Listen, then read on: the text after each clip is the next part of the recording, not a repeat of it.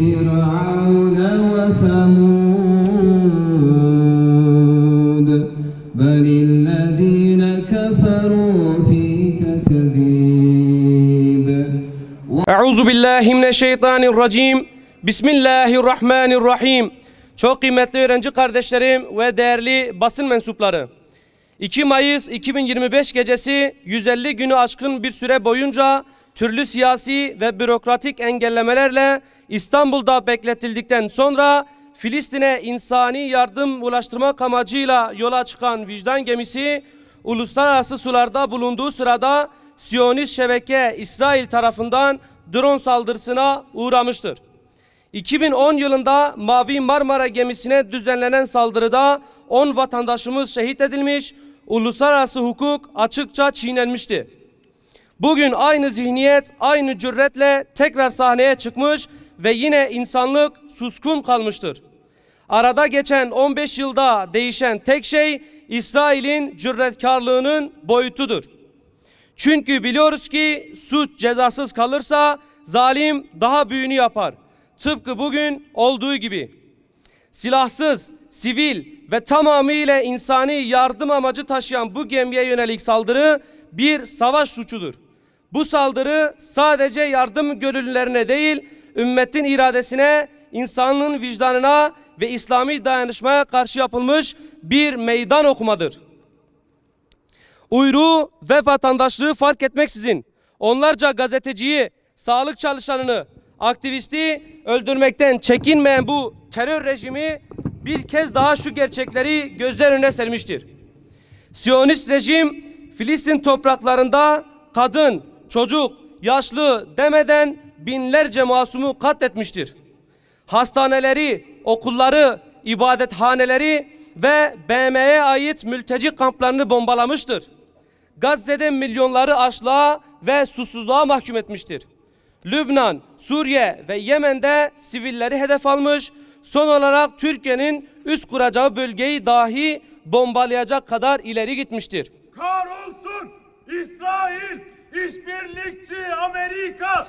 Kahrolsun İsrail, işbirlikçi Amerika! Kahrolsun İsrail, işbirlikçi Amerika! Tüm bu yaşananlar gösteriyor ki Yahudi artık arka bahçemizde bile değil, kapımızın eşiğindedir. Bu pervasızlığın temelinde Batı'nın verdiği cesaret kadar ne yazık ki Müslüman ülkelerin sessizliği, tepkisizliği ve iradesizliği yatmaktadır. Siyonist rejim tepki görmediği sürece zulmüne hız kesmeden devam etmektedir. Cenk, cihat, şehadet! Cenk, cihat, şehadet! Cenk, cihat, şehadet! Şu soruları tüm yetkililere açıkça söylüyoruz. İsrail jetlerine yakıt sağlayan petrolün sevkiyatı hala nasıl devam etmektedir? F-35 parçaları taşıyan gemiler limanlarımıza nasıl yanaşabilmektedir? İsrail'e patlayıcı taşıyan gemiler Haydarpaşa limanında nasıl demirlenebilmektedir? Bugün Filistin'e giden bir yardım gemisi vurulurken İsrail'e yardım taşıyan gemilere hoşgörü gösteriliyorsa bu açıkça bir çifte standarttır. Bir yanda Gazze'ye ulaşmak isteyen yardım gemileri vurulurken diğer yanda Siyonist rejime destek sağlayan lojistik kanalların açık olması, vanaların kapatılmaması, bu ahlaki ve vicdani çöküntü sadece bugünümüzü değil geleceğimizi de tehdit etmektedir. İsrail'le ticaret Filistin'e ihanet. İsrail'le ticaret, Filistin'e ihanet. İsrail'le ticaret, Filistin'le ihanet. Yani işin özü, terörist İsrail bu cüretkarlığını biz Müslümanlardan almaktadır. Mavi Marmara davasında olduğu gibi uluslararası sularda yardım gemisine saldırıda bulunmasına ve 10 vatandaşımızın şehit edilmesine rağmen yalnızca kuru bir özrü kabul edip şehit kanlarına karşılık ödeyeceği 3 kuruşluk bir tazminatla yetineceğini bilmesidir. Gerekli tepkiyi ortaya koyamayışımızdan yöneticilerimizi ve hükümetlerimizi gereken adımları atmaya ikna edemeyişimizdendir. Susmaya olan alışkanlığımız zalimi cesaretlendirirken imanımızın son zerresi olan buğz etme yetimizi dahi yitirmemize yol açmaktadır. Müslüman uyuma, kardeşine sahip çık. Müslüman uyuma, kardeşine sahip çık. Müslüman uyuma, kardeşine sahip çık. Bizler vicdan sahipleri olarak buradan net bir şekilde ifade ediyoruz. Müslüman ülkeler artık kınamakla yetinmemelidir. Gazze'ye yönelik ablukanın kırılması için kalıcı ve kararlı adımlar atılmalı. Türkiye öncülüğünde uluslararası bir Gazze barış gücü oluşturulmalıdır.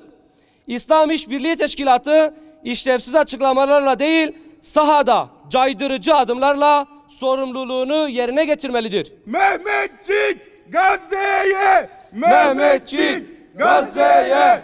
Mehmetçik Gazze'ye! Başta Türkiye olmak üzere bütün İslam ülkeleri Siyonist İsrail'le diplomatik, ticari ve askeri tüm ilişkileri derhal kesmeli, İsrail ile iş tutan tüm unsurlar kamuoyu önünde ifşa edilmelidir. Bir hadis-i şerifte Resul-i Ekrem Efendimiz sallallahu aleyhi ve sellem şöyle buyurmaktadır. Siz Yahudilerle savaşmadıkça kıyamet kopmaz.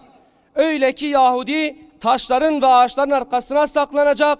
O taşlar ve ağaçlar da ey Müslüman, ey Allah'ın kulu, şu arkamda bir Yahudi var diyecek.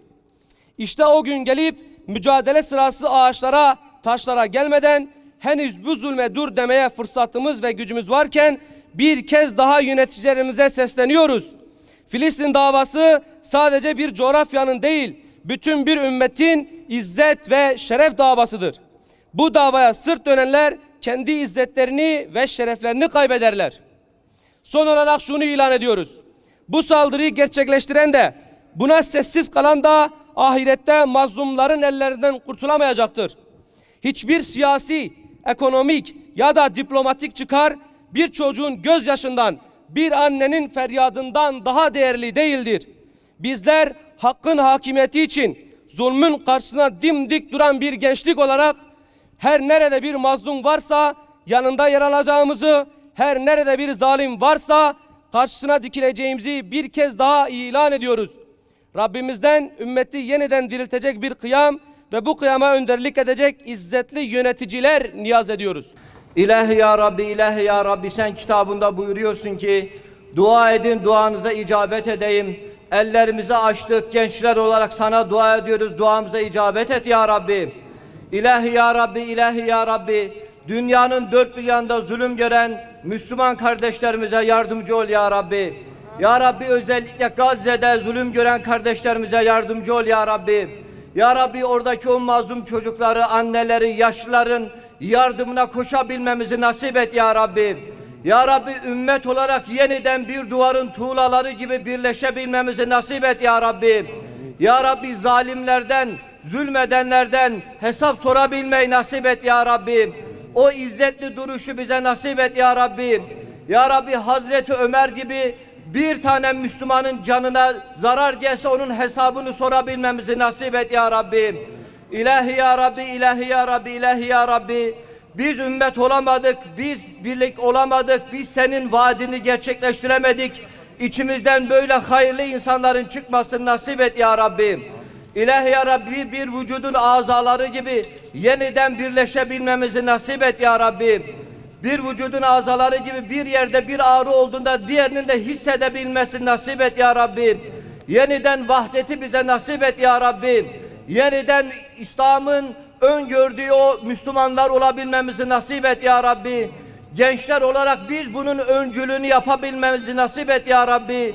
Ya Rabbi sen el muntakimsin ya Rabbi. Ya Rabbi sen el cabbarsın ya Rabbi. Bunların hesabını soracaksın ya Rabbi. Biz istiyoruz ki Müslümanlar olarak bunların hesabını biz soralım ya Rabbi. İlahi ya Rabbi, ilahi ya Rabbi, ilahi ya Rabbi. Yaptığımız duaları kabul et ya Rabbi. Arafat'ta, Mina'da yapılan duaların arasına koy ya Rabbi. Amin, amin, amin. Ve selamun alel murselin. Velhamdülillahi Rabbil alemin. El Fatiha ma salavat.